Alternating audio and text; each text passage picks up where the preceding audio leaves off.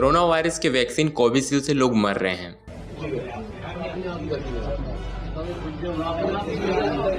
It's a story that concerns all of us who've taken the anti-COVID vaccine Covishield. Pharmaceutical giant AstraZeneca has made an alarming admission. इसे लगवाने वाले लोगों में heart attack, brain स्ट्रोम और blood clotting जैसी problem सामने आ रही हैं।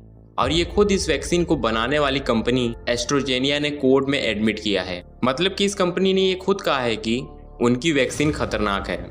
इसके अलावा आप ध्यान दें तो कुछ वक्तों से यूथ में हार्ट अटैक के केसेस बढ़े हैं और कुछ वीडियो में तो लोग डांस करते हुए या फिर जिम करते हुए मरते हुए देखे जा सकते हैं। तो क्या इस सभी बातों का कोरोना वायरस के वैक्सीन कोविशील्ड से कोई कनेक्शन है? क्या हमारी जिंदगी के साथ खिलवाड़ किया गया है? अगर हाँ तो इतनी बड़ी गलती सरकार ने कैसे की? और अगर ये झूठ है तो क्यों इस कंपनी ने इतने बड़े एलिगेशन को माना? और सबसे बड़ी बात कि अब इस वैक्सीन को लगे हुए 3 साल हो चुके हैं, तो अपने हेल्थ को लेकर लोग इतने देर से क्यों जाग रहे हैं? सो फ्रेंड्स, इस वीडियो को पूरी देखिएगा क्योंकि आज हम डिटेल में जानेंगे कि सही क्या है। आज से 4 साल पहले जब कोरोना वायरस फैल रहा था तो कई सारे वैक्सीन सामने आई, जैसे Sputnik V, Covishield, Pfizer biotech और कोवैक्सीन, जिसमें से सिर्फ 2 वैक्सीन ही लोगों को लगाई गई, कोविशील्ड एंड कोवैक्सीन। लगभग 80% लोगों को कोविशील्ड और 16% लोगों को कोवैक्सीन लगाया गया था। हमारी गवर्नमेंट मिनिस्ट्री ऑफ हेल्थ ने भी इस वैक्सीन को सेफ कहा और इसके साथ हमारे गवर्नमेंट ने भी इस वैक्सीन को कई दूसरे देशों में भी भेजा उनके मदद के लिए। तो इतना कुछ हो चुका है तो अचानक से एक कंसर्न कि ये वैक्सीन सेफ है या नहीं कैसे शुरू हुआ, और क्या हमें आज भी इस वैक्सीन के मेजर साइड इफ़ेक्ट देखने को मिल सकते हैं? तो इसका जवाब है हाँ। यहाँ पे मैं ये आपको क्लियर कर देना चाहता हूँ कि हर मेडिसिन या फिर वैक्सीन की कोई ना कोई साइड इफ़ेक्ट ज़रूर होती है और ये कोई नई बात नहीं है। लेकिन अचानक से गवर्नमेंट अप्रूव मिलने के बाद भी वैक्सीन की सेफ्टी पे सवाल क्यों? इन सारी चीज़ों को समझने के लिए हमें इन 4 फैक्टर को समझना पड़ेगा, जिसे डिटेल बाय डिटेल मैं अभी बताऊंगा। तो सबसे पहले हम ये समझ लेते हैं कि इन सब की शुरुआत कहाँ से हुई। तो सबसे पहला केस यूके में रहने वाले जेमी स्कॉट की है। यूके में रहने वाले जेमी स्कॉट एक आईटी प्रोफेसर हैं, जिन्हें अप्रैल 2021 में वैक्सीन लगवाने के 10 दिन बाद ही सीरियस हेडेक के सिम्टम, वॉमिटिंग और बोलने में दिक्कत होने लगी। जेमी की वाइफ ने इतना देखने के बाद उन्हें तुरंत ही हॉस्पिटल में एडमिट किया और वहाँ के डॉक्टरों ने उन्हें ये बताया कि उनके ब्रेन में खून जम चुका है। जेमी की सर्जरी की गई और वो 3 महीने तक कोमे में भी रहे। हालांकि वो जिंदा बच तो गए, लेकिन अब वो पहले जैसे नहीं थे। जेमी की पुअर मेमोरी थी, उन्हें लिखने, पढ़ने, बोलने, सुनने सब चीज़ों में प्रॉब्लम होने लगी और तो और वो अब अंधे भी हो चुके हैं। इसके अलावा वहाँ के हाई कोर्ट में 51 और केसेस पड़े हुए हैं जिनमें वैक्सीनेशन के बाद प्रॉब्लम आई है। इन सब के बाद वहाँ के गवर्नमेंट ने 1 करोड़ 25 लाख का भारी भरकम कंपनसेशन तो दे दिया, लेकिन ये यहीं पे खत्म नहीं हुआ, क्योंकि इन सब रीजन की वजह से ये केस हाईलाइट हो चुका था और उन्होंने यूके के कोर्ट में एस्ट्रोजेनिया कंपनी को घसीट दिया।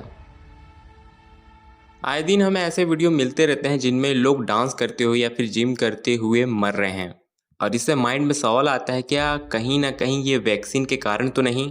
एक टाइम पर तो मैं भी इस चीज़ पे डाउट करता था।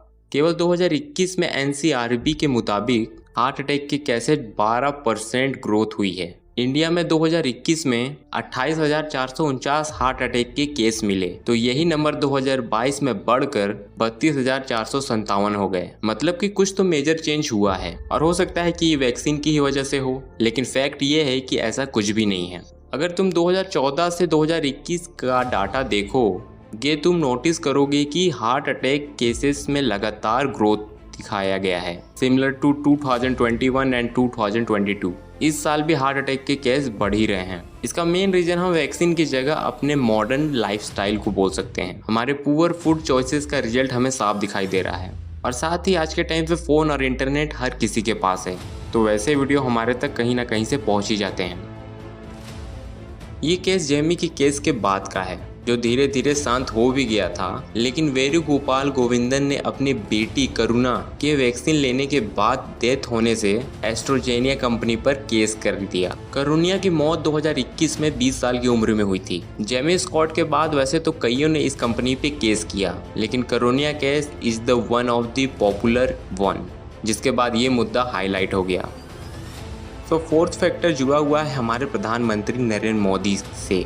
दरअसल जैसे ही एस्ट्रोजेनिया कंपनी ने वैक्सीन से साइड इफेक्ट वाली बात को कंफर्म की, तब से ही ट्विटर पे #अरेस्ट नरेंद्र मोदी, #मोदी का स्कैम जैसे कीवर्ड वायरल होने लगे। इतना ही नहीं, कई लोगों ने नरेंद्र मोदी को अरेस्ट करने को भी कह दिया, तो कुछ ने उन्हें मास मर्डर भी कहा। तो ऐसा क्यों है? तो इसका सीधा जवाब है कि अभी इलेक्शन हो रहे हैं और पार्टी को अपना नाम भी बनाना है और दूसरे का बदनाम भी करना है, और इसी चीज को ये पॉलिटिक एक मुद्दे के तरीके देख रहे हैं, जिसे वो कैंपेन की तरीके चला के लोगों को गुमराह कर रहे हैं। जस्ट टेल मी, कोई वैक्सीन की इफेक्ट कम है या ज्यादा, इससे मोदी का क्या लेना देना है? कुछ भी नहीं। देखो, तुम मेरी बात मानो या ना मानो, लेकिन ये एक ऐसा मुद्दा है जिसे चलाकर पॉलिटिक में बहुत ज्यादा फायदा मिलेगा। मोदी का नाम ड्रैग करना इस बात का सबूत है कि इलेक्शन में फायदा लेने के लिए ये काम किया जा रहा है। लेकिन जो बात ये न्यूज एजेंसी या फिर लोग नहीं समझ रहे हैं, वो ये कि इन सारी चीजों से लोगों के दिल में डर बैठ रहा है। अब हमने ये तो समझ लिया कि अचानक 3 साल बाद ये मुद्दा क्यों उठ रहा है, लेकिन क्या वैक्सीन से सच में कोई बीमारी हो रही है या नहीं? हाँ, ये सच है कि वैक्सीन से बीमारी हो रही है, और इस बीमारी के नाम TTS है।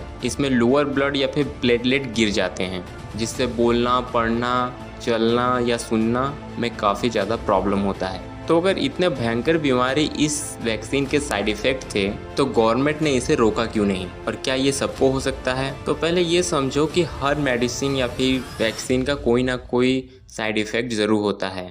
पैरासीटामोल, जो कि सेफेस्ट मेडिसिन में से एक है, उसे भी लेने के बाद कई सारे साइड इफ़ेक्ट देखने को मिलते हैं, लेकिन ये बहुत रेयर केस में होता है, सिर्फ 10 मिलियन में से 1 को। इसलिए वैक्सीन से भी जो मौतें हो रही हैं वो बहुत कम हो रही हैं। भारत में टोटल 174 करोड़ लोगों को वैक्सीन लगाया गया है, जिसमें से मरने वालों की संख्या सिर्फ कुछ 100 के आसपास है। और आप ये भी समझ लीजिए कि अगर कुछ होना होता तो बहुत पहले ही हो चुका होता, इसलिए डरने की कोई बात नहीं है। सो फ्रेंड्स, मैंने इस वीडियो में आपको सारी चीज़ें डिटेल में समझा दी, और अगर ये आपको वीडियो पसंद आया हो तो वीडियो को लाइक एंड चैनल को सब्सक्राइब करना मत भूलिएगा। मैं फिर मिलूंगा किसी और नए वीडियो के साथ, तब तक के लिए सी यू लेटर।